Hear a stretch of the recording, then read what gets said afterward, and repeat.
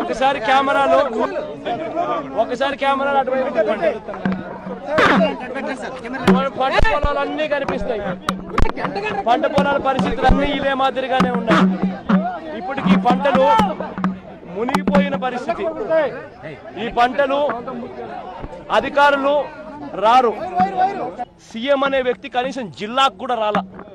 జిల్లాకు వచ్చి కనీసం నేనున్నాను అని చెప్పాల్సిన మనిషి కనీసం నేను ఇన్ని రోజులు అయిపోయింది జిల్లాలకు కూడా రాలే. కనీసం వచ్చి నేనున్నాను అని చెప్పి రైతులకు భరోసా ఇచ్చి ఆ రంగు మారిన ధాన్యమైనా కానీ తడిచిన ధాన్యమైనా కానీ కనీస మద్దతు ధరకు మేము కొంటాము, నాది పూచి అని చెప్పి నోటిఫికేషన్ ఇంతవరకు ఇవ్వాల. ఆయన ఇక్కడికి వచ్చి ఇవ్వాల్సింది ఎప్పుడో చేయాల్సింది పోయి రాను కూడా కనీసం రాలేదంటే అసలు ఇంతకన్నా దారుణమైన ముఖ్యమంత్రి బహుశా ఇంకొకరు ఉండరు. దాదాపుగా 10-15 రోజులుగా ఈ మాదిరిగా దాదాపుగా 10 రోజులు పైగానే వర్షాలు పడి పూర్తిగా ఊర్లు మునిగిపోయే పరిస్థితిలోకి వచ్చే సంగతి అందరికీ తెలుసు. మరి అందరికీ తెలుసు వర్షాలు పడ్డాయి అని, ఊర్లు మునిగిపోయాయని, ఇల్లులు మునిగిపోయాయని సంగతి అందరికీ తెలిసినప్పుడు మరి చంద్రబాబు నాయుడు గారు అందరికీ ఎందుకు 5,000 రూపాయలు ఇవ్వడం లేదు అని చెప్పి నేను గట్టిగా డిమాండ్ చేస్తా ఉన్నా. ఇక్కడికి వచ్చి జరిగేది ఏంటి అనేది మీరంతకు మీరే దయ ఉంచి మానవతా దృక్పథంతో మీరు ప్రజల తరపున మీరు మైకులు పెట్టి అడగండి ఎంతమందికి మేలు జరిగింది, ఏ లెవెల్లో వాళ్ళు బతుకుతా ఉన్నారని. గత 10 రోజుల నుంచి వర్షాలు కురుస్తూనే ఉన్నాయి. పనులకు పోలేని పరిస్థితిగా ఉంది. పనులకు పోలేక కనీసం బయటికి పోయి ఉపాధికి పోయి కనీసం కాస్తో కూస్తో 100-150 రూపాయలు సంపాదించే పరిస్థితి కూడా లేదు. ఇప్పటికే 10 రోజులు అయిపోయింది. ఇంకా కనీసం ఈ పరిస్థితి మెరుగు కావాలంటే ఇంకొక 10 రోజులు పడుతుంది. ఎక్కడి నుంచి వాళ్ళు బతుకుతారు?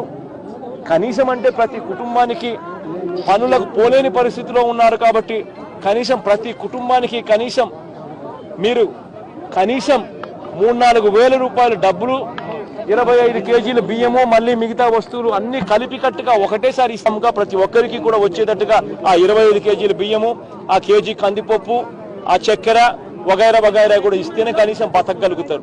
అవేవి ఇవ్వకుండా ఊరికే వచ్చి అధికారులను తిట్టడం అన్నది నిజంగా మానవత్వం చేసే మనిషి పని కూడా కాదది.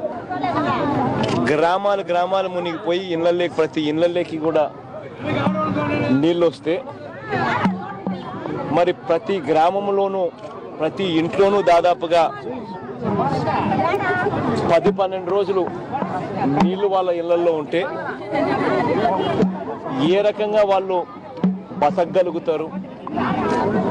ఆ నీళ్లు వాళ్ళ ఇళ్లలో ఉండి ఆ డ్యామేజు, ఆ ఇళ్ళల్లోకి నీళ్లు వచ్చిన డ్యామేజు పూడ్చుకునేదానికైనా లేదా వాళ్లకు పనులు దొరకని పరిస్థితి ఈ గత 10-15 రోజులు, ఇంకొక వారం 10 రోజులు కూడా అదే పరిస్థితి. పనులు దొరకని పరిస్థితిలో వాళ్ళని ఆదుకునే కార్యక్రమం చేయాలన్నా ఏ రకంగా చూసుకున్నా కూడా ప్రతి ఇంటికి కనీసం అంటే 4-5 వేల రూపాయలన్న డబ్బు ఇవ్వకపోతే వాళ్ళు ఎలా బతకగలుగుతారు? రైతులకు ఇవాళ ఎకరాకు నీకు తెలుసు, నాకు తెలుసు, రైతులకు అందరికీ తెలుసు. ఏ రైతులు అడిగినా కూడా ఎవరైనా కానీ చెప్తారు ఎకరాకు కనీసం 25,000 రూపాయలు 30,000 రూపాయలు ఖర్చు అవుతుంది అని. మరి ఎకరాకు 25,000 రూపాయలు 30,000 రూపాయలు ఖర్చు అవుతుంది అనే సంగతి అందరికీ తెలుసు. మరి అందరికీ తెలుసు. అదే రకంగా వర్షం అంతలక్కలా పడింది అని అందరికీ తెలుసు. మరి ఎన్యూమరేషన్తో ఏం పని? నిజంగా జిల్లా మొత్తం తడిసింది అని అందరికీ తెలుసు. ఎన్ని ఎకరాలు నానింది అన్న సంగతి అందరికీ తెలుసు. ఎన్ని ఎకరాలు నీళ్ళల్లో మునిగిపోయింది అనే సంగతి అందరికీ తెలుసు. మరి ఎన్యూమరేషన్తో ఏం పని? వర్షాలు వచ్చినాయి, తడిచినాయి, అందరికీ తెలుసు.